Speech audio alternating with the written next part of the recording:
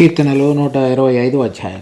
యెహోవా యందు నమ్మిక ఉంచువారు కదలక నిత్యము నిలుచు సియోను కొండవలెనుందురు. యెరూషలేము చుట్టూ పర్వతములున్నట్లు యెహోవా ఇది మొదలుకొని నిత్యము తన ప్రజల చుట్టూ ఉండెను. నీతిమంతులు పాపము చేయుటకు తమ చేతులు చాపకుండానట్లు భక్తిహీనుల రాజదండము నీతిమంతుల స్వాస్థ్యము మీద ఉండదు. యెహోవా మంచివారికి మేలు చేయము, యథార్థ హృదయులకు మేలు చేయము. తమ వంకర త్రోవలకు తొలగిపోవు వారిని, పాపము చేయువారితో కూడా యెహోవా కొనిపోవును. ఇశ్రాయేలు మీద సమాధానం ఉండునుగాక. 15 యాత్రా కీర్తనలలో ఇది 6వ కీర్తన. దీని రచయిత ఎవరు అనేటువంటిది ఈ వక్కణలో చెప్పబడలేదు. ఇక్కడ మనం చూస్తున్నటువంటి ఈ కీర్తనలోని భాగాల్లో దేవుని యొక్క నమ్మకత్వం మన చుట్టూ ఏ విధంగా ఉండి ఆయన కాపాడుతూ నడిపించేవాడుగా ఉన్నాడు అనే విషయాన్ని ఇక్కడ వర్ణించబడింది. ఈ వ్రాయబడినటువంటి 5 వచనాలలో ఎవరైతే యెహోవా యందు నమ్మిక ఉంచుతారో వారి పక్షంగా దేవుడు చేసే కార్యాలు కూడా వివరించబడ్డాయి. తర్వాత ఎవరైతే అటువంటి విధంగా ఉండరో, వంకర త్రోవలకు తొలగిపోతారో వారి పక్షంగా దేవుడు ఏం చేయబోతున్నాడో దాన్ని కూడా వివరించబడింది. ఈ విషయాలలో కనుక మనం చూసినట్లయితే ఇశ్రాయేలీయులు వారి యాత్రా మార్గంలో వచ్చేటువంటి ప్రయాణంలో వాళ్ళు వెళ్ళబోతున్నటువంటి యెరూషలేం పట్టణంలో ఉన్నటువంటి సియోను పర్వతం, ఆ పర్వతం మీద ఉన్నటువంటి దేవుని యొక్క ఆలయాన్ని గురించినటువంటి అవగాహనతో ముందుకు సాగేవారుగా ఉన్నారు. ఇది విశ్వాసులైన మనకు పరలోక సంబంధమైనటువంటి యెరూషలేము, తర్వాత పరలోకంలో ఉన్నటువంటి సియోను, దేవుని పర్వతమైన సియోను పర్వతము ఏదైతే ప్రకటన గ్రంథం 14వ అధ్యాయంలో మనం చూస్తాం, అది దానికి సాదృశ్యంగా కూడా మనం తీసుకోవచ్చు.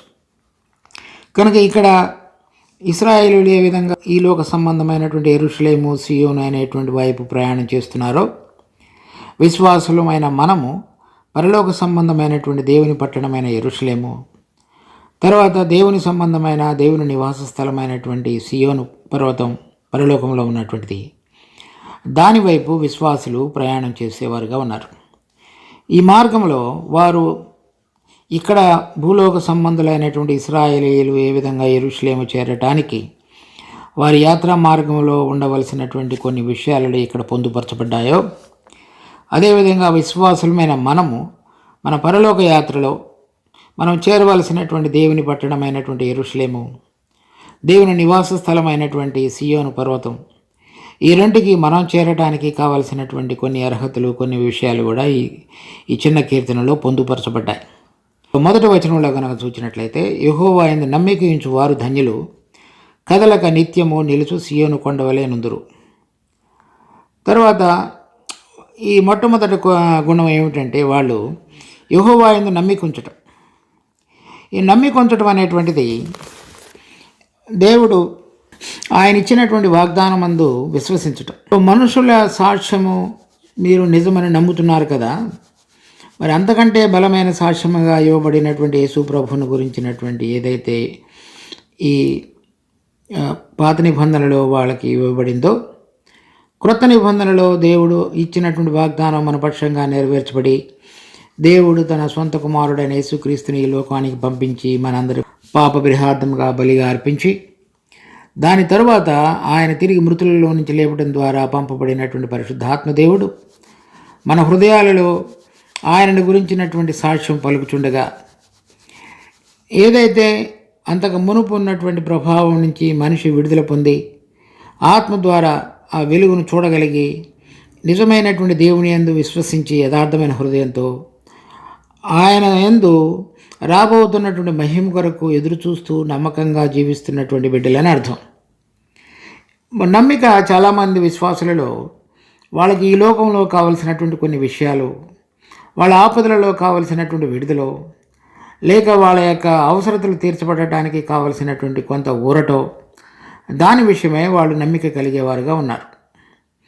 ఇక్కడ చెప్పబడుతున్నటువంటి నమ్మిక ఉంచువారు వారి యాత్రా జీవితం అంతటిలో కూడా వారు చేరవలసినటువంటి గమ్యస్థానమైనటువంటి పరలోకపు స్వాస్థ్యం, పరలోకపు ఇల్లు, పరలోకపు యెరూషలేము, దాని కొరకు వారు చూసేటువంటి వారుగా ఉంచబడినటువంటి నమ్మిక.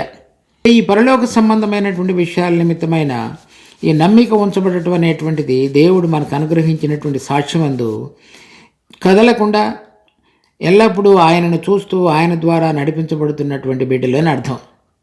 ఇది ఆ విశ్వాసం అనేటువంటిది ప్రభు అయిన యేసుక్రీస్తు వచ్చినప్పుడు లూకాసు వార్త 18వ అధ్యాయంలో ఒక ఉపమానంలో చెప్పాడు. మనిషి కుమారుడు తిరిగి వచ్చినప్పుడు ఆ విశ్వాసం కనుగొనునా అని. తర్వాత 1 యోహాను 5వ అధ్యాయం 4వ వచనంలో చూస్తే లోకమును జయించినటువంటిది ఆ విశ్వాసమే, మన విశ్వాసమే. కనుక అటువంటి వారు అంటే ఎటువంటి సందర్భంలో అయినా సరే కదలక ఎల్లప్పుడూ ఆయన వైపు చూస్తూ జీవించేటువంటి బిడ్డలని అర్థం నమ్మికుంచువారు. ఇది మనకు కలిగిన జ్ఞానము బుద్ధి ద్వారా కాకుండా దేవుడు ఆత్మలో మనల్ని ఏ విధంగా అయితే వెలిగించాడో ఆ వెలుగులో ఆయన యొక్క ప్రత్యక్షతను చూచి ఆయన యొక్క ప్రభావాన్ని, ఆయన యొక్క పరిశుద్ధతను, ఆయన యొక్క గొప్పతనాన్ని, ఆయన మహిమను కొంతమేరకు అర్థం చేసుకున్న వారమై ఆయన పిలిచిన పిలుపు యొక్క ఔన్నత్యమందు సరైనటువంటి అవగాహన కలిగి ఆ విధంగా ఆయనని యందు విశ్వసించటం. దీనిలో పాపక్షమాపణ, ఉచితంగా నీతిమంతులుగా తీర్చబడుట, ఆయన మనలను పరిశుద్ధులుగా తీర్చేటువంటి ప్రక్రియలో ఆయన మనల్ని ముందుకు కొనసాగించుట, ఇవన్నీ కూడా ఇమిడి ఉన్నాయి. కనుక దానిని మనం గుర్తుంచుకోవాలి. మనిషి కుమారుడు తిరిగి వచ్చినప్పుడు ఆ విశ్వాసం కనుగొనడం అంటే కదలకుండా ఎటువంటి పరిస్థితుల్లో అయినా సరే పిలువబడిన పిలుపు యొక్క ఔన్నత్యాన్ని గుర్తెరిగి ఆ ప్రకారంగా ఆ ముందుకు సాగేటువంటి బిడ్డలు అని అర్థం. ఈ కీర్తన యాత్రా జీవితాన్ని గురించి వ్రాయబడింది. కనుక మనం అటువంటి విధంగా ఆ దృక్పథంతో దాన్ని చూడాలి. వారు కదలక ఉంటారు అని చెప్తున్నారు, నమ్మికించువారు. కానీ చాలామంది విశ్వాసులలో మనం ఎల్లప్పుడూ ఏదైనా ఆయన కొరకు చేయటం ద్వారా ఆయన మనల్ని ఆశీర్వదిస్తాడు, మనకు తోడుగా ఉంటాడు అనేటువంటి భావన ఉంది. ప్రభువైన యేసుక్రీస్తు 5 రొట్టెలు 2 చేపలు 5,000 మందికి భోజనం పెట్టినప్పుడు వాటి ద్వారా కొంతమంది ఇశ్రాయేలీయులు ఆయనను వెంబడించి అడిగారు, మేము దేవుని క్రియలు చేయటకు ఏమి చేయగలను? అంటే వాళ్ళ యొక్క నమ్మకం ఏంటంటే ఏదైనా ఒక క్రియ చేయటం ద్వారా అది దేవుడు కోరుతున్నటువంటి క్రియలు చేయటం ద్వారా మనం ఆశీర్వాదాన్ని పొందుతామనేటువంటి నమ్మిక. ఇప్పుడు ఈ రోజులలో కూడా అదే విధమైనటువంటి మనసు చాలామందిలో మనం చూస్తాం. కానీ ప్రభు ఏం చెప్పి ఉన్నాడంటే దేవుడు పంపినటువంటి తన కుమారుని యందు విశ్వాసం ఉంచుటయే దేవుని క్రియ. ఈ నమ్మిక ఉంచటం అనేటువంటిది దేవుని క్రియ. ఆ నమ్మకం ఉంచటం అనేటువంటిది దేవుడు ఏం చెప్తున్నాడో అది చేయటం అనేటువంటిది అర్థం. కనుక మనుషులు ఆయన యందు విశ్వాసం ఉంచకుండా వాళ్ళ హృదయాలలో ఎల్లప్పుడూ అలజడి, అశాంతి, అసమాధానం కలిగి ఎల్లప్పుడూ చాలా అలజడితో కలబడినటువంటి హృదయం కలిగిన వారుగా వారు కనబడుతుంటారు. ఏ విషయంలో కూడా వారు నెమ్మది సమాధానంతో కనబడరు. ఎల్లప్పుడూ ఏదో ఒకదానితోటి చింత కలిగి ఆ చింతను, ఆ అలజడితో కూడిన హృదయాన్ని ఇతరుల మీద కూడా చూపించేవారుగా ఉంటారు. అది దేవుని యందు నమ్మికుంచినటువంటి దానికి గుర్తు కాదు. ఈ నమ్మికుంచినటువంటి వారు ఏ విషయంలో కూడా కదలకుండా ఎల్లప్పుడూ స్థిరమైన విధంగా నేను దేవుని బిడ్డను, ఆయన ఏర్పాటులో నన్ను పిలుచుకుని ఉన్నాడు, ఆయన నాకు పరలోకపు తండ్రి, నాకు కావలసినవన్నిటినీ కూడా ఆయన చూస్తాడు, తర్వాత ఆయన నాకు మేలైనది జరిగించుటలో ఇష్టం కలిగిన దేవుడుగా పరలోకపు తండ్రిగా ఉన్నాడు అనే విషయాన్ని యథార్థమైన హృదయంతో అంగీకరించి దానిలో స్థిరంగా ఉన్నటువంటి వారు. ఎవరైనా సరే యెహోవా యందు నమ్మికుంచువారు కదలక నిత్యము నిలుచు సియోను కొండ వలె ఉందరు. ఈ సియోను కొండ అనేటువంటిది దేవుడు నివసించేటువంటి స్థలం. నేను సియోనును కోరుకుని ఉన్నాను, అది నాకు విశ్రమ స్థానం.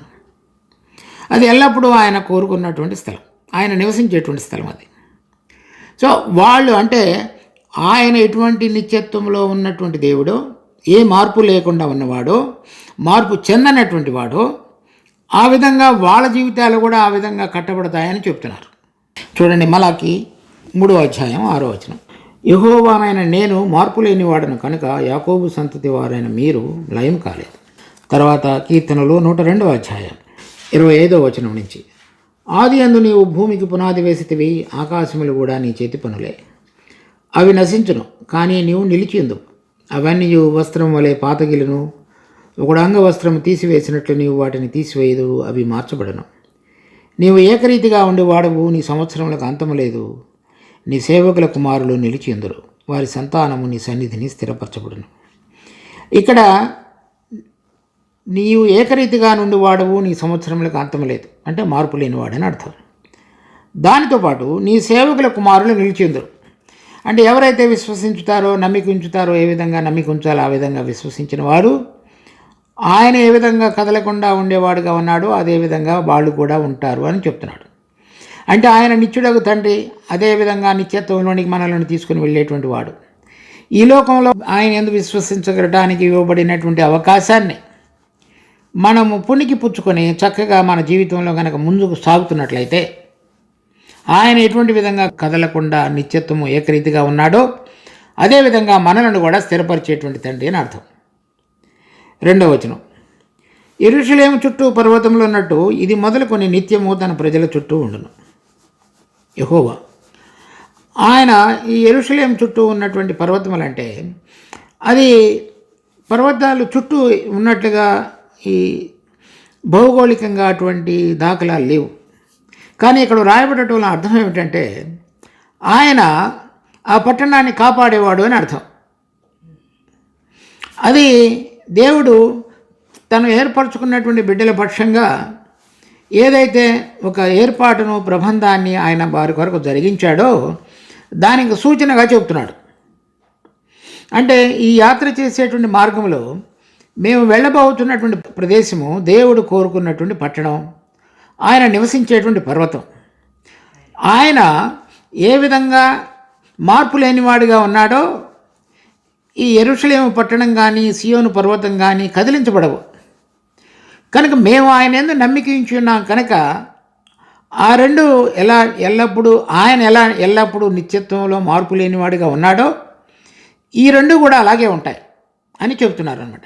ఇది కనుక మేము నమ్మిక ఉంచాం కాబట్టి ఆయన ఏ విధంగా మార్పు లేనివాడిగా నిత్యత్వంలో ఏకరీతిగా ఉన్నటువంటి దేవుడిగా ఉన్నాడో మమ్మలను మార్పు చెందకుండా ఉన్నటువంటి ఆయన స్వభావంలోనికి మార్చి మేము కూడా నిత్యత్వంలో ఆయనతో పాటు ఉండులాగున మమ్మల్ని నడిపించేటువంటి తండ్రి అని అర్థం. తర్వాత ఇంకొక విషయాన్ని కూడా మనం చూడవచ్చు. కీర్తనలు 36వ అధ్యాయం 6వ వచనం, నీ నీతి దేవుని పర్వతములతో సమానము. ఇక్కడ దేవుని గురించినటువంటి గుణములను గురించి వర్ణిస్తూ కీర్తనకారుడు చెప్తున్నాడు, నీ నీతి దేవుని పర్వతములతో సమానం. ఇక్కడ చెప్పబడినటువంటి సియోను కొండ, యెరూషలేము పర్వతాలు ఈ రెండు కూడా ఈ దేవుని నీతికి మనం పోల్చవచ్చు. ఈ లోకంలో మనుషులు జరిగిస్తున్నటువంటి అవినీతి ఏ విధంగా ఉన్నదో కనబడుతున్నటువంటి విషయాలన్నీ కూడా దేవునికి వ్యతిరేకంగా కనబడుతున్నాయో చూస్తున్నాము మనం. ఆ విధంగా కాకుండా దేవుడు నీతిమంతుడు, నీతిక్రియలు జరిగించు వారిని ప్రేమించువాడు అని చెప్పబడినట్లుగా ఆయన నీతిమంతుడుగా ఉండి మార్పు లేకుండా ఏ విధంగా ఉన్నాడో ఈ నమ్మికించువారు ఆ నీతిక్రియలు జరిగించే విషయంలో ముందుకు సాగగలిగేటట్లుగా ఆయన వారికి తోడుగా ఉండేవాడుగా ఉన్నాడు. ఎందుకంటే ఆయన స్వభావం అది కాబట్టి ఆయన ఎందుకు విశ్వసించువారు కూడా అటువంటి క్రియల్లో ముందుకు కొనసాగేటట్లుగా చేసేవాడని అర్థం. 3వ వచనం, నీతిమంతులు పాపము చేయుటకు తమ చేతులు చాపకుండానట్లు భక్తిహీనుల రాజదండము నీతిమంతుల స్వాస్థ్యము మీద ఉండదు. ఈ విధంగా ఈ నమ్మికించినటువంటి బిడ్డలు ఇక్కడ వాడబడినటువంటి పదం ఆయన నీతి పర్వతములంత సమానంతో చెప్పబడినట్లుగా ఈ నమ్మికించువారు నీతిమంతులుగా తీర్చబడి నీతి క్రియలు జరిగించేటువంటి ప్రక్రియలో జీవిస్తున్నటువంటి బిడ్డలు నీతిమంతులు పాపము చేయకుండానట్లు. అంటే ఈ లోకంలో ఉన్నటువంటి ప్రయాణ యాత్రా జీవితంలో మన యాత్రా జీవితంలో నీతిమంతులుగా చేయబడినటువంటి మనం ఆ నీతి క్రియలు జరిగించేటువంటి ప్రక్రియలో ఉన్నటువంటి మనం పాపం చేయుటకు తమ చేతులు చాపకుండానట్లు.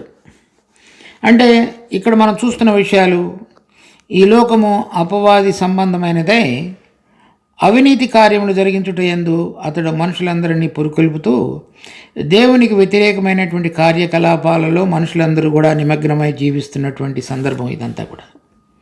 పాత నిబంధనలో కానీ కొత్త నిబంధనలో కానీ ఒకసారి మనిషి పాపం చేసిన తర్వాత అతని ప్రభావం కిందకు వచ్చి జీవిస్తున్న జీవితం అంతయు కూడా దేవుడు లేకుండా తనంతట తానుగా దేవుడిగా ఉండి అన్నిటినీ తన మీద ఆధారపడుతూ జీవించాలని కోరుతున్నటువంటి వైనం.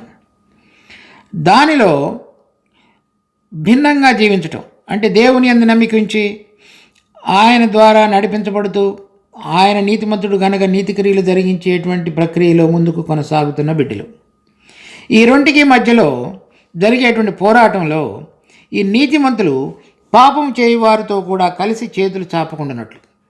అంటే ఇక్కడ ఉన్నటువంటి ఈ మనకు కలిగినటువంటి ఇంద్రియాలు, కళ్ళు, చెవులు, ముక్కు, నోరు, చేతులు, ఇవన్నీ కూడా ఇక్కడున్న విషయాలను చూచి ప్రలోభానికి గురయ్యి మనము అనేక మంది లోకస్తులు జీవించినట్లుగా జీవించటానికి మనలను శోధించేటువంటి మార్గములు అని అర్థం.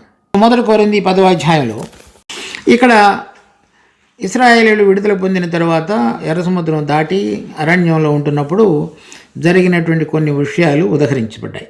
దానిలో ఇక్కడ 7వ వచనం నుంచి, వారిలో కొందరి వలె మీరు విగ్రహారాధికులై ఉండకుడి, వారిలో మనము వారి వలె వ్యభిచరింపక ఎందుము, తరువాత మనము ప్రభువును శోధింపక ఎందుము, తరువాత మీరు సణగొకడి.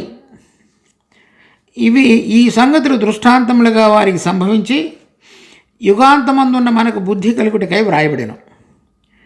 అలా చెబుతూ 13వ వచనం ఆఖరిలో, దేవుడు నమ్మదగినవాడు, మీరు సహింపగలిగిన దానికంటే ఎక్కువగా ఆయన మిమ్మల్ని శోధింపబడనీయడు, అంతేకాదు సహింపగలుగుటకు ఆయన శోధనలో నుండి తప్పించుకునే మార్గమును కలుగచేయను. ఇక్కడ నీతిమంతులు పాపం చేయుటకు తమ చేతులు చాపకుండానట్లు భక్తిహీనుల రాజదండము నీతిమంతుల స్వాస్థ్యం మీద ఉండదు. అంటే ఆయన నమ్మదగిన వాడు కనుక ఎవరైనా అటువంటి విధంగా శోధనలోనికి ఆ చుట్టూ జరుగుతున్న పరిస్థితుల యొక్క ప్రభావం చేత శోధించబడుతున్నట్లయితే వారికి ఆయన మేలు చేసి వారికి విడుదల కలుగు చేయుటకు సామర్థ్యం కలిగిన దేవుడుగా ఉన్నాడని చెప్తున్నాడు. కనుక ఎవరైనా ఇటువంటి విధంగా నేను ఆ పరిస్థితిలో ఉన్నాను, నేను కూడా ఈ విధంగా లొంగిపోయాను అని ఎవరైనా చెప్తున్నారంటే అర్థం ఇది దేవుడు వారిని విడిపించుటకు ఆయన హస్తములు కొరచకాలేదు, కానీ వారిలో ఇటువంటి విధంగా లోకస్తులు జీవించినట్లుగా జీవించాలనే ఆశ ఉన్నదని మాత్రం అర్థం. దాన్ని మనం గుర్తించాలి. చాలాసార్లు మనము అనేక మంది లోకస్తుల వలె జీవిస్తూ అది ఇప్పుడు నేను శరీరంలో ఉన్నాను కనుక ఈ విధంగా జీవిస్తున్నాను అని మనం లోకస్తులతో పోల్చుకొని సమర్థించుకుంటాం. అది మనకు కుల ప్రమాణం కాదు. మనము దేవుని బిడ్డల వలె దేవుడు కోరిన విధంగా దేవుడి యొక్క వాక్యంలో ఏ విధంగా వ్రాయబడినదో దాని ప్రమాణంగా మనం జీవించాలి. తర్వాత భక్తిహీనుల రాజదండము నీతిమంతుల స్వాస్థ్యం మీద ఉండదు. ఇది ఇప్పుడు మనం జీవించే జీవిత కాలంలో కూడా ఏదైతే మనలను శోధించి అనేక మంది దేవుడిని ఎరగని వారి యొక్క ప్రభుత్వము మన మీద చేసేటువంటి ప్రయత్నంలో దేవుడికి వ్యతిరేకంగా జీవించటానికి వాళ్ళ యొక్క అధికారం మన మీద ఉండకుండా దేవుడు మనల్ని తప్పించేవాడుగా ఉన్నాడని చెప్తున్నాడు. భక్తిహీనుల రాజదండము నీతిమంతుల స్వాస్థ్యం మీద ఉండదు. స్వాస్థ్యం అనేటువంటిది దేవుడు మనకు ఇవ్వబోతున్నటువంటి ఏ విధంగా ఇశ్రాయేలీయులకు ఈ కనాను దేశాన్ని స్వాస్థ్యంగా ఇచ్చి ఉన్నాడో విశ్వాసులకు పరలోకములో వారి యొక్క స్వాస్థ్యము భద్రం చేయబడినది. వారు ఆ స్వాస్థ్యము ఇప్పుడు అపవాది అతని దూతలతో కూడా వాళ్ళ యొక్క స్వాధీనంలో ఉన్నది. వాళ్ళ యొక్క రాజదండం ఈ నీతిమంతులు అక్కడికి వెళ్ళినప్పుడు వారి యొక్క ప్రభుత్వం అక్కడ పనిచేయదు. దేవుడు నీతిమంతులుగా ఎంచబడి ఆయన యందు నమ్మిక ఉంచి ఎల్లప్పుడూ నీతి మార్గములలో నివసిస్తూ దేవుని యొక్క సాక్ష్యాన్ని వారి జీవితాలలో ఈ లోకంలో కొనసాగించుతున్నటువంటి వారుగా ఉన్న ప్రజలు ఈ లోక యాత్రను ముగించి పరలోకపు సియోను అనే పట్టణానికి చేరినప్పుడు అక్కడ వారు పొందవలసినటువంటి స్వాస్థ్యం ఏదైతే దేవుడు వారికి ఇచ్చినాడో దాని మీద భక్తిహీనుల యొక్క అధికారము ప్రభుత్వము ఇక పనిచేయవు అని చెప్తున్నాడు. ఈ లోకంలో భక్తిహీనుల రాజదండం పనిచేస్తున్నది. ఈ భక్తిహీనుల రాజదండం యొక్క పనిచేసే సందర్భంలో కూడా ఆయన తన భక్తులను కాపాడి శోధనలో నుంచి తప్పిస్తాడు.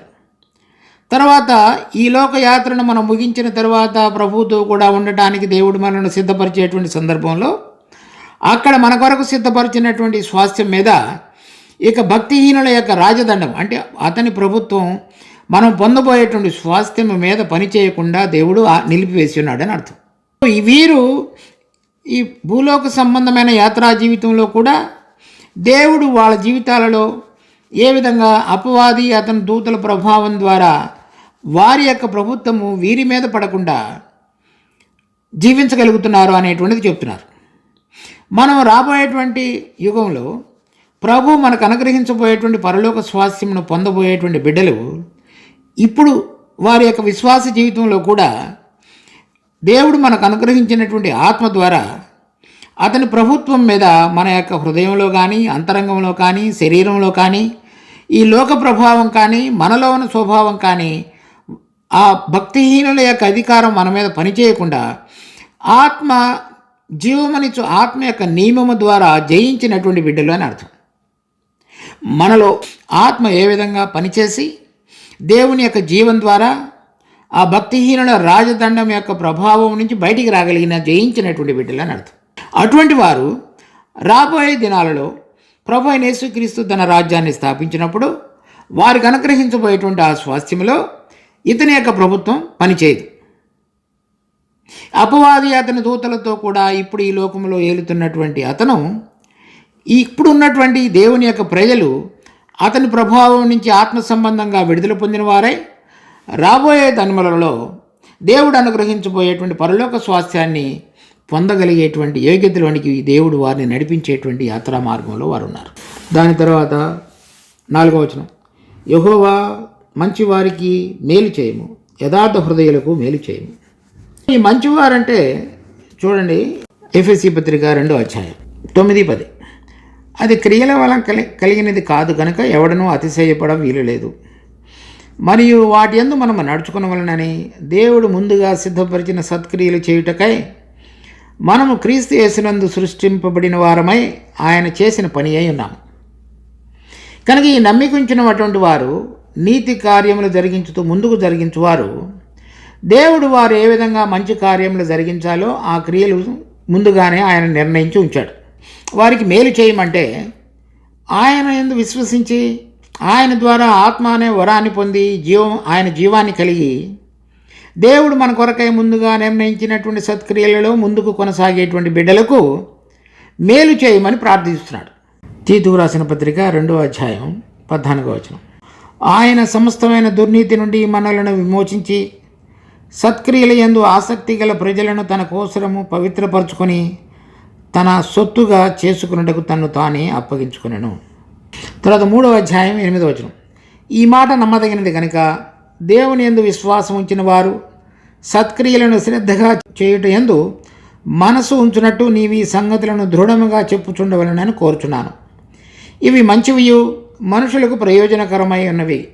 కనుక ఇది ఎవరైతే నమ్మికించి నీతి క్రియలు జరిగించుతూ ఆయన నీతిమంతుడు కనుక దానిలో ముందుకు కొనసాగుతున్నటువంటి బిడ్డలకు యెహోవా మంచి వారికి మేలు చేయము అంటే రక్షణ పొందిన తరువాత ముందుగా మన కొరకై నిర్ణయించి ఉంచినటువంటి సత్క్రియలలో ముందుకు సాగుటని అర్థం.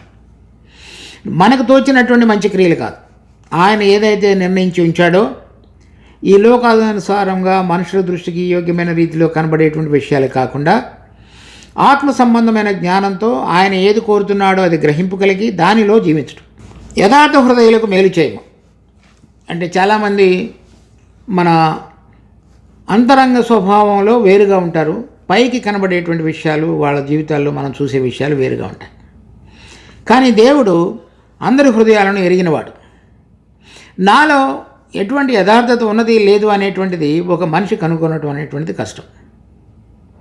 కానీ దేవుడు నాలో ఉన్నటువంటి తలంపులు ఆలోచనలు అన్నిటినీ కూడా ఆయన పరీక్షిస్తాడు.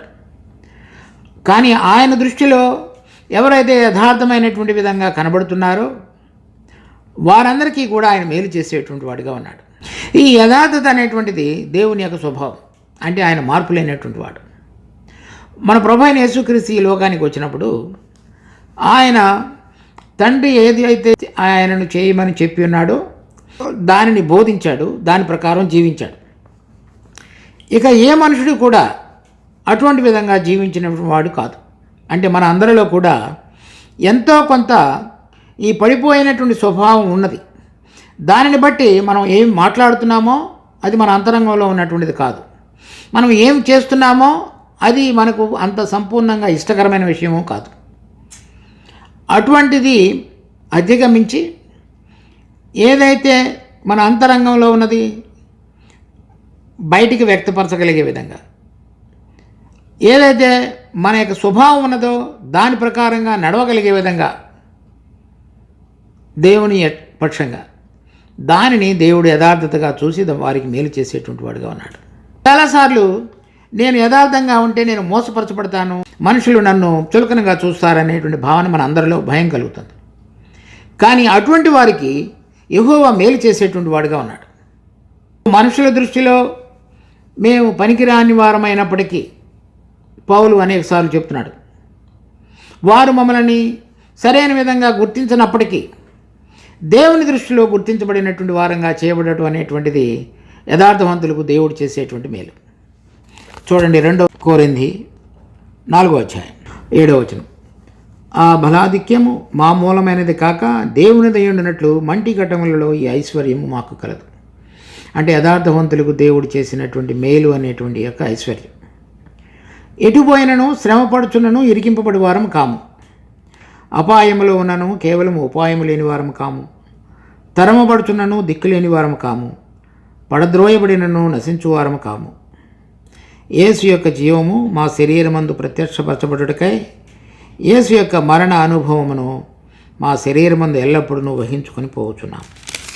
ఇది వాళ్ళు గనక యథార్థత లేకపోతే ఈ శ్రమలు, ఈ అపాయములు వీటన్నిటినీ తప్పించుకునటానికి ప్రయత్నం చేస్తూ దేవుని యొక్క కార్యాన్ని, పనిని వేరుగా జరిగించి ఉండే అవకాశం ఉంటుంది. కానీ అలా చేయలేదు. 2 కొరింథీ 11:23 వారు క్రీస్తు పరిచారకుల వెరివాని వలె మాట్లాడుచున్నాను, నేనును మరి ఎక్కువగా క్రీస్తు పరిచారకుడును. మరి విశేషముగా ప్రయాసపడితిని, మరి అనేక పర్యాయములు చెరసాలలో ఉంటిని, అపరిమితంగా దెబ్బలు తింటిని, అనేక మారులు ప్రాణాపాయములలో ఉంటిని. ఇలా వీటన్నిటిని గురించి 26 చూస్తే, సముద్రములో ఆపదలోనూ కపట సహోదరుల వలన ఆపదలలోనూ ఉంటిని. సో ఇవన్నీ కూడా అతడు యథార్థమైన రీతిలో ఉన్నాడు కనుక, నడుస్తున్నాడు కనుక, దేవుని యొక్క మార్గంలో నిలబడి ఉన్నాడు కనుక జరిగినటువంటి విషయాలు. అది అటువంటి వారికి మేలు చేసేటువంటి వాడు. అంటే అపాయములో ఉన్న వారం అయినప్పటికీ ఉపాయం లేని వారం కాము, ఇబ్బందిలో ఉన్నప్పటికీ తప్పించబడుతున్నాము, మా ప్రాణములు పోగొట్టుకుంటున్నటువంటి సందర్భాలు వస్తున్నప్పటికీ కూడా ఆయన మాకు విడుదల కలుగచేసినవాడు. అలా ఆయన పౌలు అతనితో పాటు ఉన్న వారందరికీ కూడా ఆ విధంగా మేలు చేసి నడిపిస్తూ వచ్చినటువంటి దేవుడిగా చూస్తాం. కనుక మన జీవితంలో కూడా యథార్థవంతులకు నిజమైన విధంగా దేవుడు చేసేటువంటి మేలు యొక్క ఉన్నతమైనటువంటిది మనం రుచి చూడగలగాలంటే ఆ యథార్థతలో మన హృదయంలో మనం పరీక్షించుకొని ఏదైతే దేవుడు కోరుతున్నాడో ఆ విధంగా నడుచుకునడానికి మన హృదయాన్ని స్థిరపరచుకోవాలి. తర్వాత 5 తమ వంకర త్రోవలకు తొలగిపో వారిని పాపము చేయు వారితో కూడా యెహోవా కొనిపోవును, ఇశ్రాయేలు మీద సమాధానముండునుగాక. చాలా ముఖ్యమైనటువంటి అంశాన్ని ఈ కీర్తనకారుడు మన గమనానికి తీసుకొస్తున్నాడు. అంటే వారితో పాటు నడుస్తూ ఉన్నటువంటి యాత్రా జీవితంలో మధ్యలో వంకర త్రోవలోకి వెళ్ళిపోయారు. వాళ్ళు సరైన విధంగా కొంతవరకు నడుస్తూ వాళ్ళు కొంత సమయం వచ్చిన తర్వాత మళ్ళీ వంకర త్రోవకు వెళ్ళిపోయారు, వేరే విధంగా నడవడానికి ప్రయత్నం చేస్తున్నారు. ఇప్పుడు మన జీవితంలో కొంతమంది మన సహవాస్తులు కానీ, మనం సహవాస్తులో కలిగి ఉన్నటువంటి కొంతమంది బిడ్డలు కానీ, మనకు తెలిసినటువంటి అనేకమంది క్రైస్తవులు కానీ దేవుని ఎరిగి ఉన్నామని చెప్పుతూ, తర్వాత ఆయనలో ఉన్నటువంటి ఆ భక్తి కలిగిన వారమని పైకి చెబుతూ దానిలోని శక్తిని ఆశ్రయించకుండా ఉన్నటువంటి ప్రజలే అని అర్థం. వాళ్ళని ఏ విధంగా దేవుడు తీర్పు తీరుస్తాడనేటువంటిది పాపము చేయువారితో కూడా ఆయన కొనిపోవును అని చెప్పబడింది. అంటే పాపం చేయువారు అంటే అన్యజనులు, దేవుడిని ఎరగిన వారు, దేవుని విశ్వాసం ఉంచిన వారు అని అర్థం. ఈ వంకర త్రోవన నడిచేటువంటి వారంటే పైకి దేవుని విశ్వసించిన వారుగా కనబడుతూ వాళ్ళ అంతరంగంలో ఈ వంకర మార్గాల యొక్క ఆలోచన కలిగి దేవుని యందు ఏ విధంగా నమ్మిక ఉంచాలో ఆ విధంగా నమ్మిక ఉంచని వారు అని అర్థం. వారిని కూడా దేవుడు పాపం చేయువారితో కూడా కొనిపోవును. అంటే వారికి పాపం చేసేటువంటి వారికి ఎటువంటి స్థలాన్ని నియమించి ఉంచాడో వారికి కూడా అదే స్థలాన్ని నియమించి ఉంచుతున్నాడు అని అర్థం. అది చాలా ప్రమాదకరమైనటువంటి స్థితి. ఈ లోకంలో ఉండగా మనుషులందరూ కూడా వారు నిజమైన విధంగా భక్తిపరులను అనుకుంటూ జీవించారు. వారు కూడా అనుకున్నారు, నేను ఈ లోకంలో ఉన్న విషయాలు దేవుని విషయాలు రెండు జరిగించుతున్నాను కాబట్టి దేవుడు లేనివాడుగా లేను, దేవుడు ఉన్నవాడుగానే ఉన్నాను అనుకుంటూ జీవించాడు. కానీ తనలో ఉన్నటువంటి లోకము, తర్వాత దేవుని యొక్క మార్గములు, సత్క్రియలు, నీతి క్రియలు కాకుండా వేరైన విధంగా నడిచిన విధానం, అవన్నీ కూడా పాపులతో కూడా తన పాలు నియమించబడుతుంది అనేటువంటి విషయాన్ని మర్చిపోయినటువంటి వారు. మత్తయి సువార్త 7వ అధ్యాయం 21 నుంచి 23 వరకు. ప్రభువా ప్రభువా అని నన్ను పిలుచు ప్రతివాడును పరలోక రాజ్యంలో ప్రవేశింపడు, కానీ పరలోకమందున్న నా తండ్రి చిత్త ప్రకారము చేయువాడే ప్రవేశించును. ఆ దినమందు అనేకులు నన్ను చూచి, ప్రభువా ప్రభువా, మేము నీ నామమున ప్రవచింపలేదా? నీ నామమున దయ్యములను వెళ్ళగొట్టలేదా? నీ నామమున అనేకమైన అద్భుతములు చేయలేదా అని చెప్పుదురు. అప్పుడు నేను మిమ్మను ఎన్నడనూ ఎరగను, అక్రమము చేయువారులారా నా యొద్ద నుండి తొలగిపోండని వారితో చెప్పుదును. తర్వాత మత్తయి సువార్త 24వ అధ్యాయం 48 నుంచి చదువుదాం. అయితే దుష్టుడైన ఒక దాసుడు, నా యజమానుడు ఆలస్యం చేయుచున్నాడని తన మనసులో అనుకొని తన తోడి దాసులను కొట్ట మొదలుపెట్టి త్రాగుబోతులతో తినుచూ త్రాగుచూనుంటే, ఆ దాసుడు కనిపెట్టని దినములలో వాడు అనుకొనని గడియలోనూ వాని యజమానుడు వచ్చి వానిని నరికించి వేషధారులతో కూడా వానికి పాలు నియమించును. తర్వాత లూకా సువార్త 12వ అధ్యాయం 46వ వచనం. వాడు కనిపెట్టని దినములలోనూ ఎరుగని గడియలోనూ ఆ దాసుని యజమానుడు వచ్చి వాని నరికించి అపనమ్మకస్తులతో వానికి పాలు నియమించును. ఇక్కడ మనం చూసినటువంటి కొన్ని ఉదాహరణలు ఇవన్నీ కూడా ఇక్కడ చూడండి. 2 తిమోతి 3వ అధ్యాయం 5వ వచనం. పైకి భక్తి గల వారి వలె ఉండియు దాని శక్తిని ఆశ్రయించని వారునై ఉందురు, ఇటు వారికి విముఖుడు వేయుడు. ఇటువంటి పైకి విశ్వాసుల్లాగా కనపడుతూ వాళ్ళ యొక్క జీవితాలలో ఈ మత్తయి సువార్త 27వ అధ్యాయంలో, 24వ అధ్యాయంలో, లూకా సువార్త 12వ అధ్యాయంలో, 2 తిమోతి 3వ అధ్యాయంలో చదివిన విధంగా కనపడుతుంటారు. అది దేవుడు వారందరిని చూస్తాడు. తర్వాత వారిని కూడా పాపం చేయ వారితో కూడా కూర్చుండబెట్టేవాడుగా ఉన్నాడు. వారి పాలు అపనమ్మకస్తులతో, వేషధారులతో వారికి పాలు నియమించడం. కనుక మనం మొదటి వచనంలో చెప్పబడినట్లుగా ఈ నమ్మిక ఉంచడం అనేటువంటిది ఏ విధంగా మన అవసరతలు, మన ఇబ్బందులు వాటన్నిటిలో నుంచి బయటికి రావటానికా, లేక మన నమ్మిక అనేటువంటిది ఈ పాప స్వభావం మీద జయం పొంది దేవుని యొక్క జీవము ఆయన ఆత్మ ద్వారా దినదినము నడిపించబడుతూ ఈ నీతి కార్యాలు, మంచి కార్యాలు జరిగిస్తూ దేవునికి ఇష్టకరమైన ప్రజలుగా ఉంటూ ఆయన మన కొరకై సిద్ధపరిచినటువంటి ఆ పరలోక స్వాస్థ్యంలో ప్రవేశించగలగటానికి ఆయన యొక్క ప్రభావాన్ని, కృపను దినదినము కోరుకుంటూ జీవించడం అనేటువంటిది. ఇశ్రాయేలు మీద సమాధానం ఉండునుగాక. ఎవరు ఇశ్రాయేలీలు? రోమాపత్రిక 9వ అధ్యాయంలో పౌలు అడుగుతున్నాడు, అందరూ ఇశ్రాయేలీలా అంటే కాదని. ఎవరు మరి ఇశ్రాయేలీలు? ఇస్సాకు వలన అయినది నీ సంతానం అనబడును. ఇస్సాకు వాగ్దాన ప్రకారంగా పుట్టినవాడు, అనగా ఆత్మానుసారంగా జీవించేటువంటి బిడ్డలని అర్థం. శరీరానుసారంగా నడిచేటువంటి వాడు ఇష్మాయేలులకు గుర్తు. అబ్రహాం యొక్క శరీర సంబంధంగా పుట్టినవాడు. ఇస్సాకు దేవుని యొక్క వాగ్దానంగా పుట్టినటువంటి వాడు. కనుక ఎవరైతే దేవుని పిల్లలుగా ఉండి ఆత్మచేత పరలోక సంబంధమైనటువంటి యాత్రా మార్గంలో జీవిస్తూ దేవునికి ఇష్టమైనటువంటి జీవితంలో జీవించటానికి ఆయన యందు నమ్మిక ఉంచి ఆ స్వాస్థ్యం వైపు ఎదురు చూచేటువంటి బిడ్డలు, వారికి సమాధానం ఉండునుగాక అని చెప్తున్నాడు. దేవుడు ఈ వాక్యమును మన కొరకే ఆశీర్వదించునుగాక. ప్రార్థించుకుందాం. మా జీవము కలిగిన తండ్రి, మీరు ఇచ్చిన ఈ వాక్య భాగాన్ని బట్టి మీకు ఎంతో వందనాలు. మరి మేము మీ యందు నిజంగా విశ్వసించుట అనేటువంటిది యథార్థమైన హృదయంలోనికి మీ సమాధానాన్ని అన్వయించుకొని ప్రతిరోజు ఆత్మలో జీవించుట అనేటువంటిది మాకు నేర్పండి. ఆ విధంగా జీవించగలిగిన అనుభవంలో మా జీవితాలను ధన్యకరమైనవిగా మార్చి మాకు ఇవ్వబోయేటువంటి నీతిమంతుల యొక్క స్వాస్థ్యంలో పాలు పొందడానికి మా జీవితాలను సిద్ధపరచమని ప్రార్థిస్తున్నాం. మా రక్షకుడు ప్రభువైన యేసు నామమున అడిగి వేడుకుంటున్నాం తండ్రి. ఆమేన్.